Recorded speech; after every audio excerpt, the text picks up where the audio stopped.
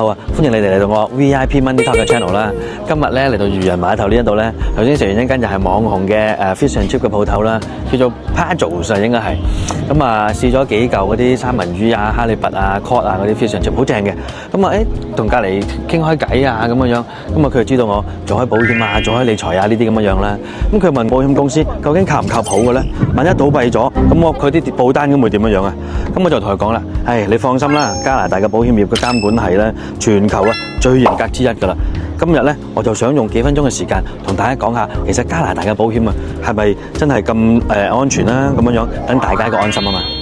加拿大咧所有合法嘅保險公司咧係必須加入一個我哋叫做政府嘅保障保險計劃嘅。呢個咧係加拿大政府咧強制要求嚟嘅，唔需要額外去俾錢嘅，即係啲客戶唔使再俾錢啦。所有嘅保單咧基本上自動都會受保㗎啦，就好似銀行一樣有保障一樣。咁萬一真係有啲公司保險公司倒閉咯，其他嘅機構咁樣都會接手你嘅保單嘅，保障你嘅利益啊嘛。加拿大咧係有一間非牟利嘅機構叫 Assurance 去保障呢樣嘢嘅。關於人壽保險嘅話咧，就最少會賠翻你保額嘅85%嘅。咁其實咧，你揀保險公司嘅時間咧，只要兩點你要注意嘅啫，咁已經夠晒安全噶啦。第一點就係你可以查下呢間公司嘅財務評級啦。第二就係公司自動會幫你分散咗做投保噶嘛。